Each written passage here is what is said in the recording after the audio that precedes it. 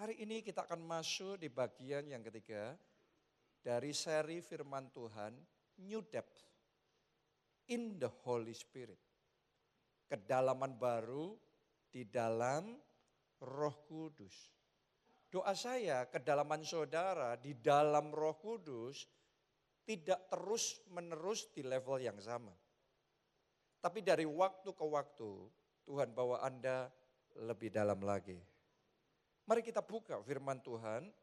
Kita baca di dalam Yeskiel 47 ayatnya yang keempat. Ia mengukur 1000 hasta lagi dan menyuruh aku masuk sekali lagi dalam air itu. Sekarang sudah sampai di lutut. Ya, sebelum ayat ini disuruh mengukur 1000 hasta, disuruh masuk setinggi pergelangan kaki. Nah sekarang disuruh 1000 hasta lagi ngukur sudah sampai ke lutut. Itu firman Tuhan yang kita bahas minggu lalu. Nah minggu ini adalah bagian berikutnya dari ayat ini.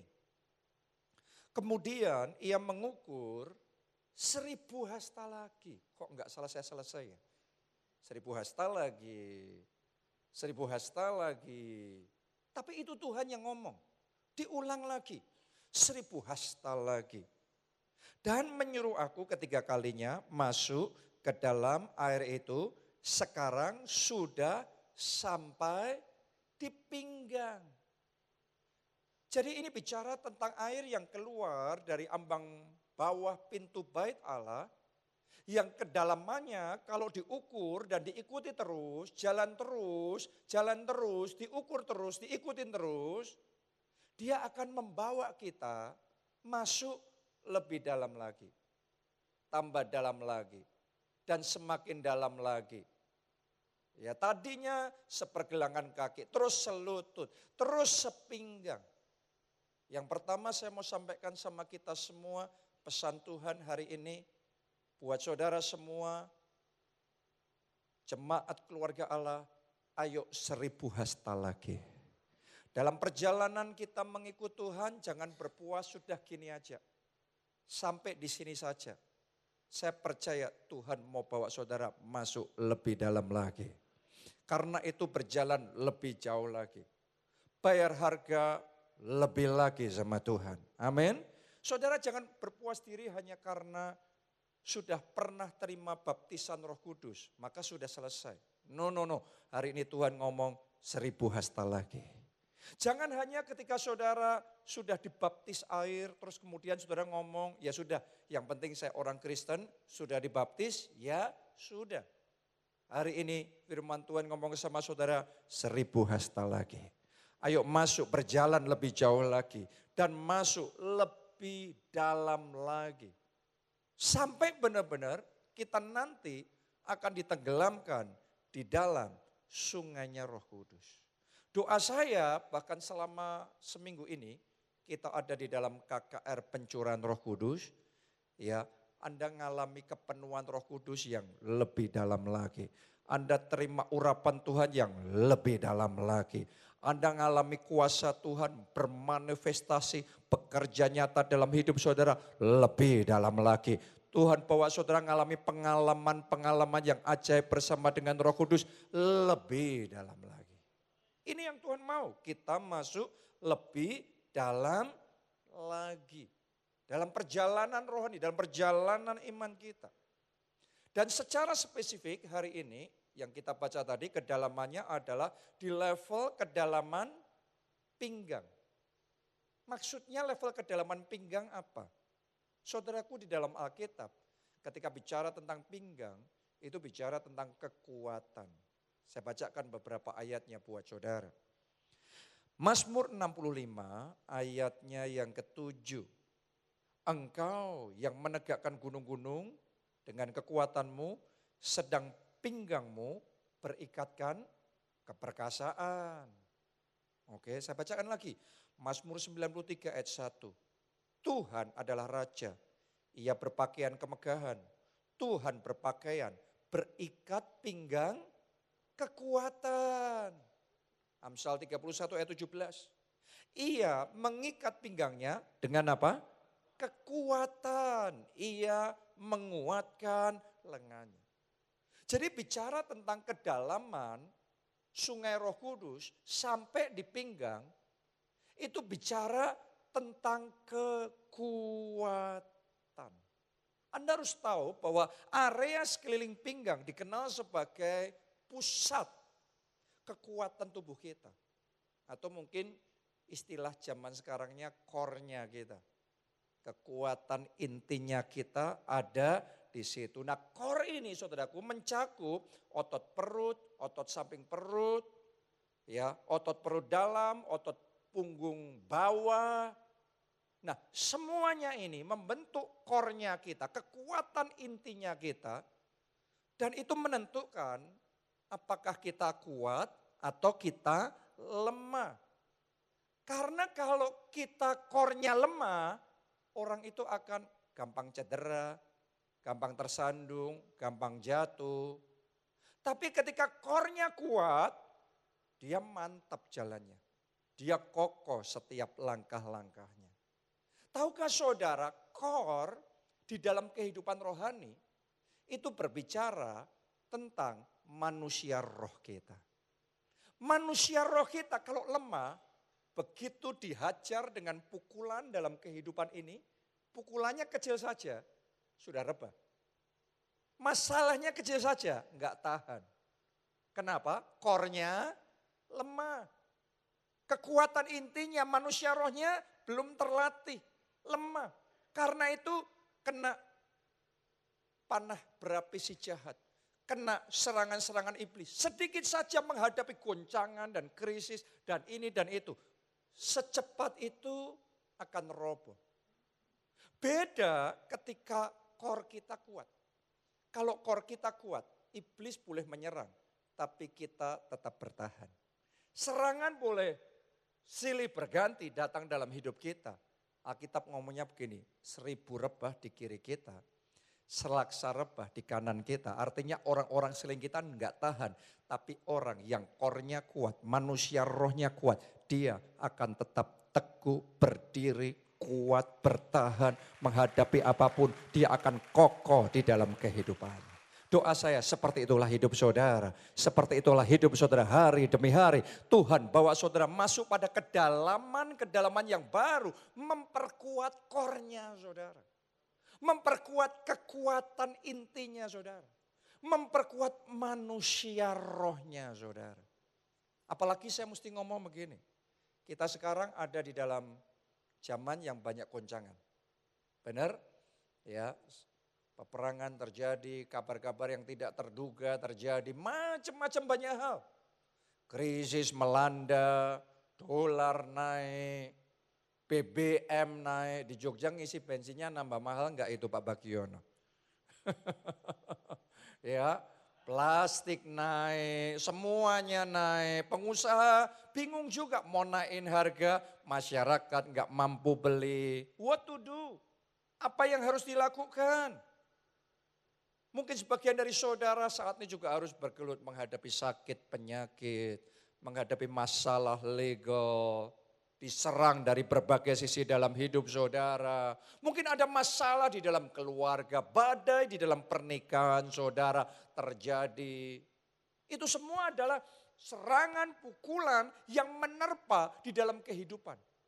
Kalau Yesus ngomongnya gini, rumah itu walaupun sudah berdiri, kalau di atas dasar pasir berarti lemah kan ya, core-nya lemah, fondasinya lemah. Begitu badai datang, rontok dia, roboh dia.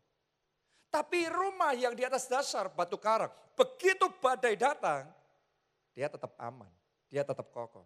Seperti itu hidup saudara. Tahun ini Tuhan mau memperkuat manusia roh saudara. Tahun ini Tuhan mau memperkuat hubungan pribadi saudara dengan Tuhan. Tahun ini Tuhan mau memperkuat iman saudara. Tahun ini Tuhan mau membawa Anda masuk pada kedalaman-kedalaman yang baru. Fondasi-fondasi roh yang baru yang belum pernah Anda punya sebelumnya. Sehingga tahun ini Anda tetap bertahan. Anda tidak akan jatuh. jatuh, Anda tidak akan roboh. Apapun boleh terjadi, tapi tangan Tuhan menopang. Tangan Tuhan menguatkan. Tangan Tuhan memampukan saudara. Anda bisa, aku cakap menanggung segala perkara di dalam Yesus yang memberi kekuatan kepadaku.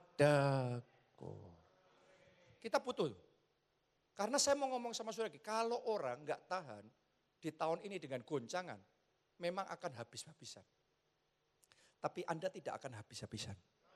Karena Tuhan akan memberikan kekuatan yang baru. Tuhan akan memberikan stamina yang baru dalam hidup saudara. Dan kalau Anda tahan menghadapi goncangan-goncangan yang terjadi tahun ini, nanti apalagi yang terjadi. Kalau Anda tahan menghadapi semuanya itu tahun ini, nanti di akhir tahun ini Anda akan tersenyum dengan lebar. Karena akan ada kemuliaan Tuhan yang akan dinyatakan. Karena akan ada kemenangan gilang gemilang yang Tuhan akan manifestasikan dalam hidup saudara. Amin. Tapi Anda butuh tuh supaya belajar mengembangkan kekuatan inti, core manusia roh saudara. Ya kalau di gereja kita itu ada yang namanya ISBZ, retreat ISBZ. Anda ditempa di sana, itu retreatnya beda sama yang biasanya, ya enggak sekedar dielus-elus, tapi di sana ditempa seperti tentara Allah. Ya ayo jadi kuat, ditempa leadershipnya, ayo jadi kuat di dalam Tuhan. Ya, jadi kita ini jadi anak-anak Tuhan, mindsetnya bukan cuma dikuatkan, dihibur, disenangkan. No. Anda harus bangun fondasi yang kuat. Anda harus jadi kuat di dalam Kristus. Anda harus bangun manusia rohani saudara. Iman saudara bukan iman yang segampang itu dirobohkan. Tapi imannya tetap kokoh. Kenyataannya bicaranya pahit. Kenyataannya Anda kalah. Tetapi iman di hati tetap berkobar dan menyala. Mulut kita ngomong menang. Itu iman. Kenyataannya Abraham gak punya anak, sudah doa, puasa, sudah taat, sudah macam-macam. Kenyataannya bicaranya gak punya anak, tapi mulutnya tetap ngomong ibu bangsa-bangsa, bapak banyak bangsa. Perkataannya adalah perkataan iman. Ya tempat ini sendiri adalah saksinya. Ya waktu kita berjuang memulai tempat ini, kenyataannya kita diganggu. Kenyataannya tempat ini ditutup loh. Sempat ditutup sekian lama, nggak bisa ibadah. Walaupun kenyataannya ditutup, kita nggak terus lemes, kita terus ngomong, kan saya sudah berusaha, sudah berdoa, tapi kenyataan bicara lain. Itu bukan iman, itu menerima kenyataan. Sekalipun kenyataan bicara lain, tapi mulut ini, iman ini terus menyala dan berkobar. Dan berkata dalam nama Yesus, buka. Itu adalah iman, itu core saudara. Iman inti di dalam hati saudara. Gak bisa dirobohkan iblis, hanya menutup pintu saudara. Ketika Anda berdiri teguh di dalam iman, menghadapi semuanya itu, ya Anda akan melihat kuasa Allah bekerja. Dan begitu kuasa Allah bekerja, yang tertutup akan terbuka. Tempat ini sudah tertutup, terbuka lagi. Dan sekian lama kemudian bukan cuma bisa pakai ibadah. Sekarang tempat ini sudah punya izin permanen gereja. Tepuk tangannya pula yang paling meriah buat Tuhan kita. Padahal sudah ditutup, nasi sudah jadi bubur. Siapa bilang kalau nasi sudah jadi bubur maka nggak bisa apa-apa. Tuhan kita yang membuat air menjadi anggur.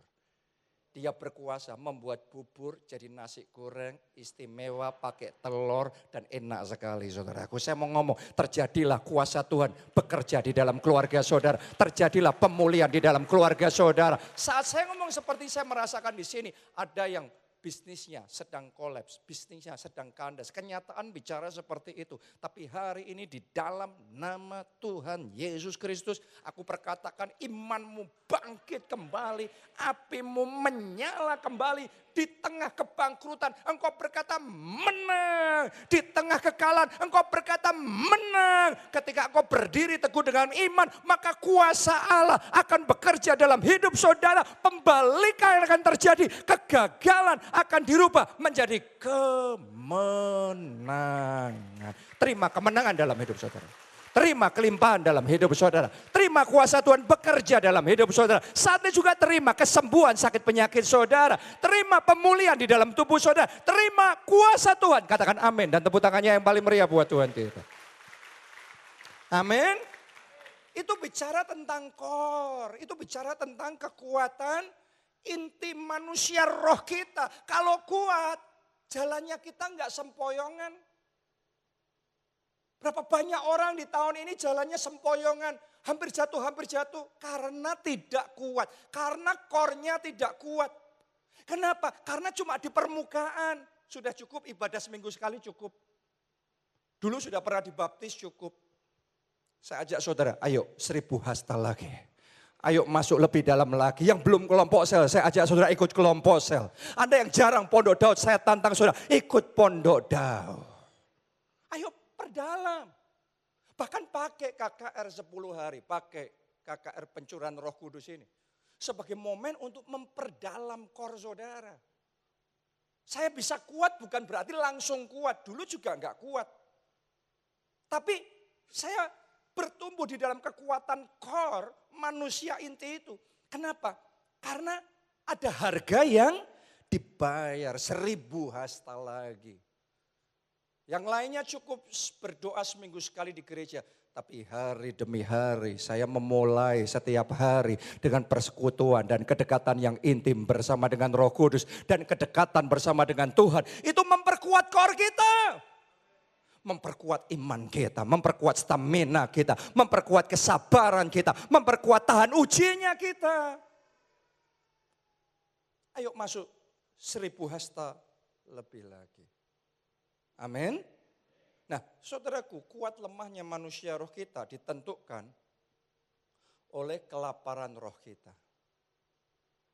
Ditentukan oleh apa?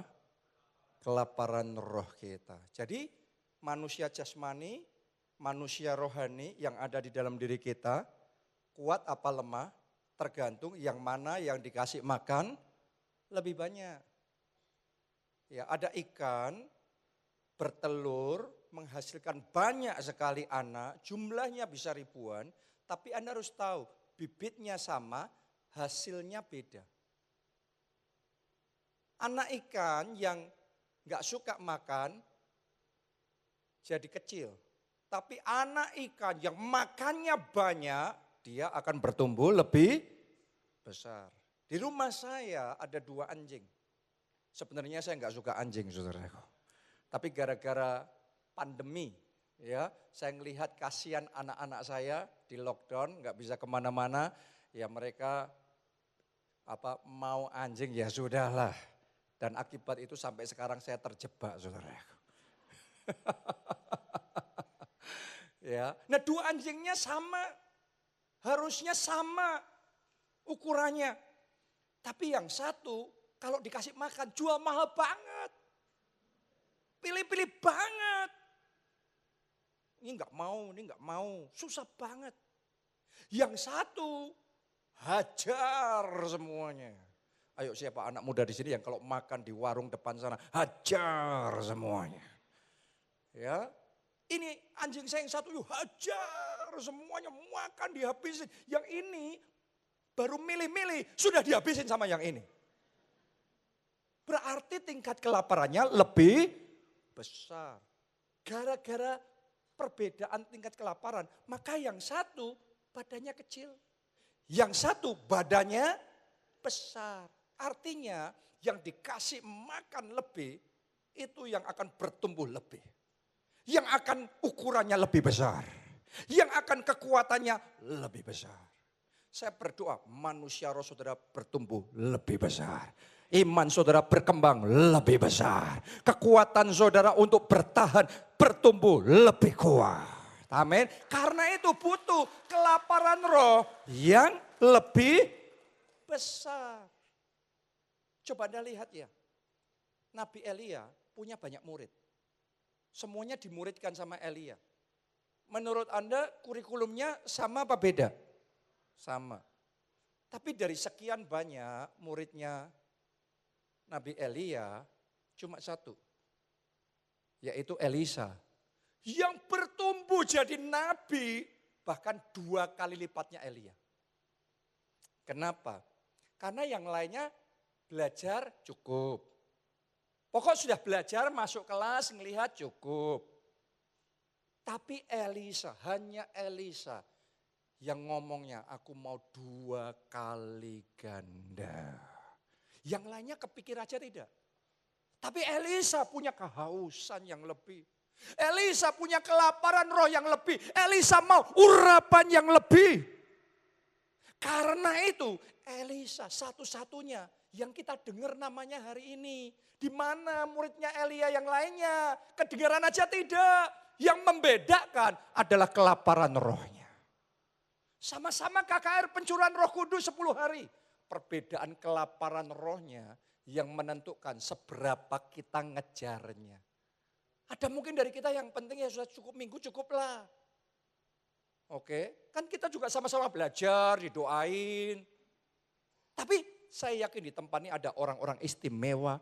Ada Elisa masa kini yang punya kerinduan yang lebih besar. Yang punya kelaparan roh yang lebih besar. Yang punya kehausan untuk mengejar urapan Allah yang lebih lagi. Kepenuhan Roh Kudus yang lebih lagi. Yang dalam hati saudara seruannya Tuhan, aku mau double porsi. Dan doa saya, Anda yang lapar, Anda dikenyangkan. Anda yang haus, Anda dipuaskan. Doa saya, urapan double porsi Tuhan berikan di dalam hidup saudara. Tepuk tangannya yang paling meriah buat Tuhan kita. Biarlah manusia roh saudara berlipat kali ganda. Menjadi lebih kuat. Balik sama kelaparannya. How hungry are you? Seberapa lapar Anda sama Tuhan? Coba Anda lihat Petrus. Petrus muridnya Tuhan Yesus. Tuhan Yesus punya satu murid apa berapa murid? Banyak murid, 12 murid langsung, ada juga 70 murid yang lain, 120 dan seterusnya. Ya, ada orang banyak. Tapi dari semua muridnya Yesus, yang paling menonjol adalah Petrus. Karena Petrus yang paling kepingin. Coba Anda renungkan, ketika sama-sama ada di perahu itu. Dan kemudian diombang-ambingkan oleh taufan yang kuat. Kemudian mereka semua melihat Yesus berjalan di atas air. Wow, mereka awalnya semuanya ketakutan, mereka berteriak hantu, hantu. Tapi Yesus ngomong jangan takut, ini aku. Mereka jadi tenang. Tapi dari semua yang lain gak kepikir apa, mikir aja tidak. Cuma Petrus yang kepikir, aku juga mau seperti itu. Kalau Yesus berjalan di atas air, aku juga berjalan di atas air. Tuhan suruh aku untuk berjalan di atas air. Dia punya kerinduan yang lebih besar. Dia punya kemauan yang lebih besar. Dia punya kelaparan yang lebih besar. Karena itu dia yang dipilih untuk perkara-perkara yang lebih besar. Oh, sama-sama melihat kesaksian tiap minggu dalam ibadah. Orang-orang mengalami pertolongan. Orang-orang mengalami kuasa Tuhan. Coba cek ya. Dalam diri kita masing-masing. Ngelihat orang lain ditolong Tuhan. Seperti apa kerinduan dalam hati kita. Sebagian orang biasa. Tapi ada orang-orang ngelihat mujizat terjadi. Tuhan kerjakan dalam hidup orang lain. Dia ngomong dalam hatinya, Tuhan kalau engkau tolong dia, engkau juga bisa tolong aku. Kalau engkau angkat dia, engkau juga bisa angkat aku. Kalau engkau pakai dia, Tuhan pakai aku. Urapi aku lebih lagi. Itu bicara kelaparan roh, kehausan roh yang lebih besar. Itu yang akan menentukan seberapa besar manusia roh saudara bertumbuh dan menjadi kuat. Dan dengan kelaparan roh yang seperti itu yang akan membedakan saudara daripada orang-orang di sekeliling saudara. Doa saya jemaat GKA mulai hari ini Tuhan akan kirimkan kelaparan roh yang baru. Tuhan akan bangkitkan kehausan roh yang baru. Spiritual appetite yang baru. Tuhan akan nyalakan dalam hidup saudara untuk ngejar Tuhan lebih lagi. Untuk mencari wajah Tuhan lebih lagi. Untuk minta kepenuhan Roh Kudus lebih lagi. Untuk berdoa minta urapan Tuhan lebih lagi. Dan kalau saudara punya kehausan seperti itu, Anda akan dipuaskan. Saya sedang melihat ada Elisa masa kini yang dibangkitkan dari tempat ini. Saya berdoa, saya melihat dengan mata iman saya, ada Petrus baru dari tempat ini yang sedang dibangkitkan karena punya kerinduan yang berkobar-kobar, karena punya kelaparan roh yang besar di dalam hidup saudara. Itu yang akan membawa perbedaan. Sekarang kita masuk nih, 3 area di mana kita perlu membangun kelaparan roh kita. Yang pertama, lapar akan hadirat Tuhan. Ini bicara manusia roh ya. Gimana membangun core manusia roh yang kuat. Nomor 1, lapar akan hadirat Tuhan. Mazmur 84 ayat 5-8. Berbahagialah orang-orang yang diam di rumahmu. Bukan yang mampir di rumahmu. Banyak orang mindsetnya cuma nyempetin ke gereja. Seminggu sekali. Tapi saya berdoa Anda selalu diam dalam hadirat Tuhan. Selalu dimanapun Anda berada, baik itu di rumah, di tempat kerja, dimanapun Anda berada. Anda terus fokus, Anda terus ada di dalam kesadaran akan hadirat Tuhan. Anda diam dalam hadirat Tuhan. Tapi sebagian orang memang gak kepengen. Pokok maunya cuma seminggu sekali gereja sudah selesai. Selesai. Sejauh itu kehausannya. Tapi doa yuk saudaraku dalam hati kita masing-masing. Sementara Anda mendengar firman Tuhan ini. Anda ngomong, Roh Kudus berikan aku kelaparan yang lebih besar. Berikan aku kehausan yang lebih besar. Sehingga ngerasain hadirat Tuhannya bukan seminggu sekali. Tiap-tiap hari di dalam hidup saudara. Pagi hari waktu Anda bangun, Anda datang di hadapan Tuhan terlebih dahulu. Anda berdoa terlebih dahulu. Anda masuk di dalam hadirat Tuhan. Dan sepanjang hari Anda beraktivitas, Anda terus menyadari Anda tidak sendiri. Ada Tuhan yang bersama dengan saudara. Anda rasakan hadirat Tuhan yang selalu ada di dalam hidup saudara. Belajar saudaraku itu diam dalam rumah Tuhan. Lanjutkan. Yang terus menerus memuji engkau. Jadi memuji Tuhan itu terus menerus. Coba katakan terus menerus. Lebih lagi katakan terus menerus. Karena Tuhan hadir di atas pujian umatnya. Kalau Anda cuma memuji seminggu sekali, ya. Tapi Anda terus menerus hidup di dalam puji-pujian, ucapan syukur. Gimana sih hidup dalam hadirat Tuhan? Sesimpel sepanjang hari Anda ngomong terima kasih Tuhan. Terus Anda ada apa lagi WA sama teman saudara, jawaban saudara sama teman, puji Tuhan. Tuhan baik, itu kata-kata pujian loh kepada Tuhan. Ketika engkau memuji Tuhan, mungkin kata-katanya simpel seperti itu. Tuhan hadir dalam hidup saudara. Tuhan hadir sementara engkau bekerja. Tuhan hadir dimanapun Anda berada. Lanjutkan ayat berikutnya. Ayat 6. Berbahagialah manusia yang kekuatannya di dalam engkau. Apalagi tahun ini Anda butuh loh kekuatan saudara di dalam Tuhan. Anda butuh Tuhan. Tahun ini kalau Anda enggak jalan sama Tuhan bakal berat banget loh. Saya sudah ngomong dulu sama saudara, Anda kalau terus ngandalin, coba aja lanjutin aja. Pakai kekuatan saudara sendiri, pikiran Anda sendiri. Hati-hati loh saudaraku, tahun ini Anda jalan, ngambil keputusannya keliru, keputusannya salah, terjerembab benar, habis benar.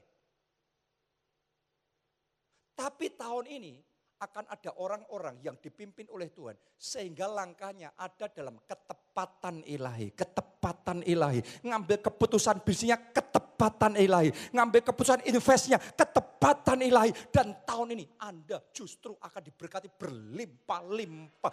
Bahkan akan ada orang yang kekayaannya dilipat kali gandakan. Justru di tahun yang berat Tuhan akan memberkati hidup saudara. Amin.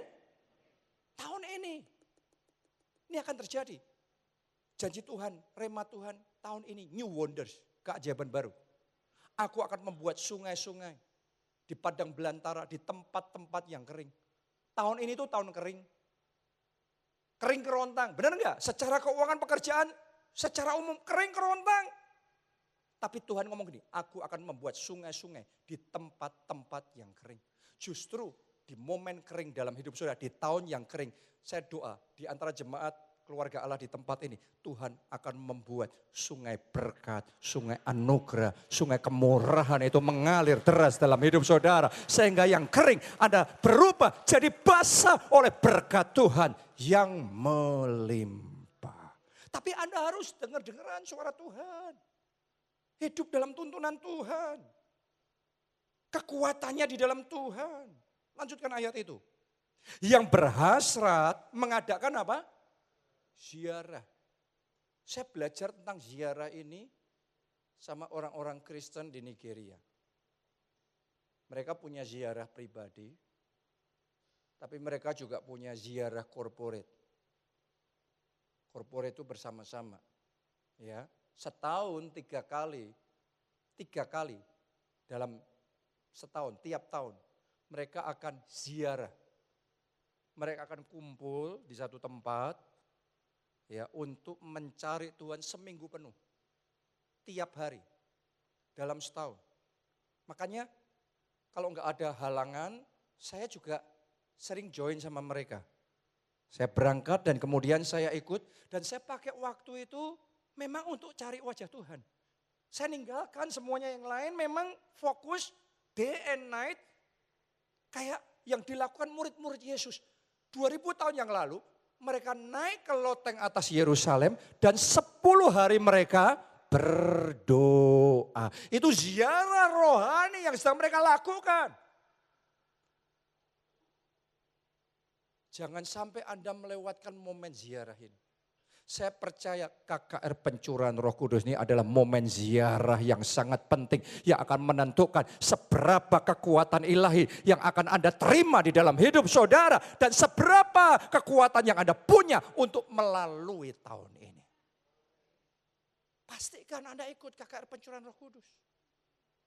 Next berikutnya saudaraku, kita ada UC, Unlimited Conference. Itu corporate di mana global semuanya. Jemaat GKA kita kumpul di kota Solo. Itu ziarah rohani, itu apinya besar sekali. Nanti Anda akan terima kekuatan yang extraordinary. Anda akan melihat itu nanti.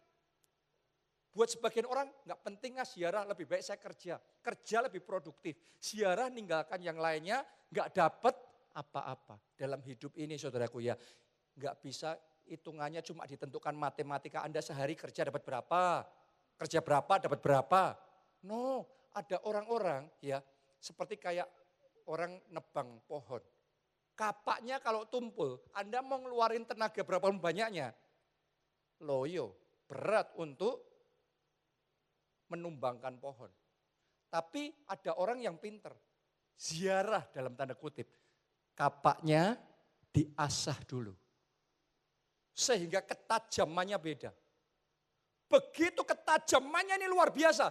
Dipakai untuk menebang pohon yang sama. Sekarang kecepatannya, kekuatannya berlipat kali ganda.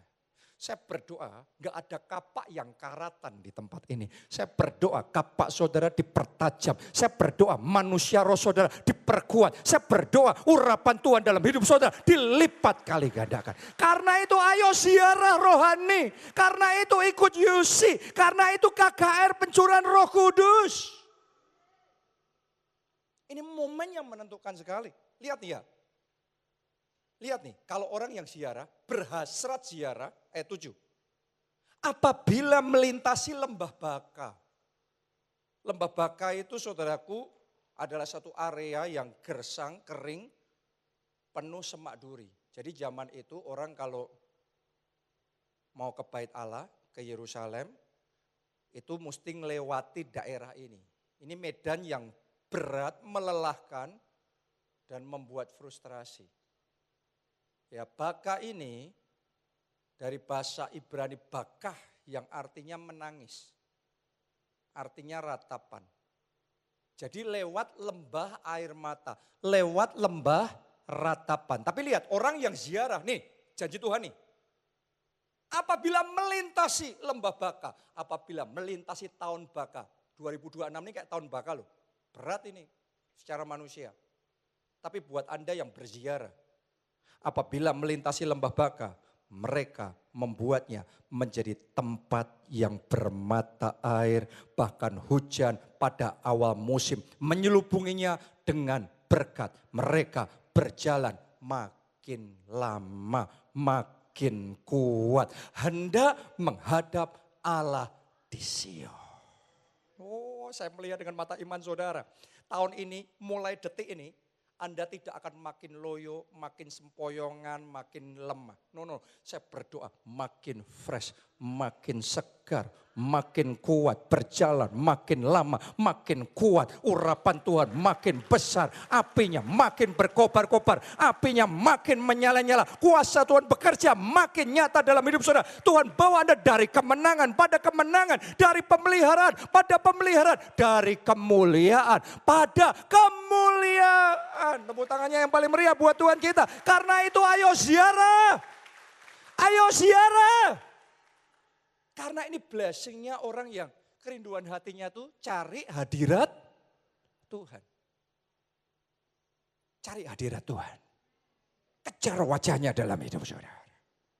Yang kedua, lapar akan firman Tuhan. Yeremia 15 ayat 16. Sorry ya, tadi waktunya ibadah ini mulai jam berapa ya? 9:30? Oh oke, ya masih ada waktu ya? Ya oke. Yang kedua, lapar akan firman Tuhan. Yeremia 15 ayat 16. Apabila aku bertemu dengan perkataan-perkataanmu, berarti apa? Perkataan Tuhan itu berarti apa? Firman Tuhan. Maka aku menikmatinya. Dalam Alkitab King James Version, kata menikmati ini saudaraku, menggunakan kata memakan. Jadi kayak firman Tuhan itu kayak makanan yang dimakan dengan nikmatnya. Itu arti dari kata ini. Bukan cuma dengerin firman Tuhan, tapi Anda kerasa enggak dari tadi? Saya bisa ngerasa ini. Ada orang-orang di sini sama-sama mendengarkan firman Tuhan. Tapi kayak manusia roh saudara sedang menerima dan mengunyah firman ini dengan nikmatnya. Dan ini memberi kekuatan buat saudara. Lihat nih.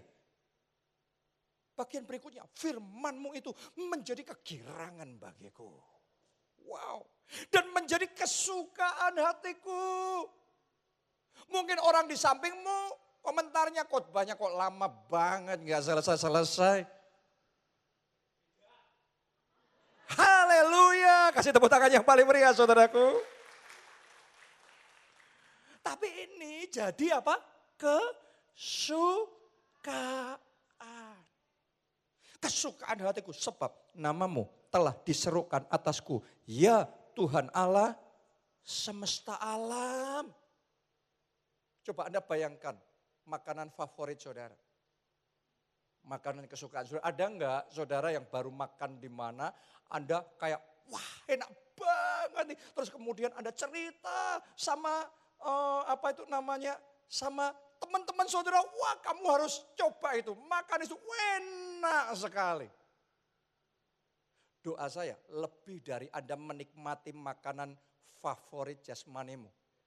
Doa saya engkau menikmati firman Allah. Dan firman Allah itu jadi kekuatan. Firman Allah itu jadi kegirangan. Firman Allah itu jadi kesukaan di dalam kehidupan saudara.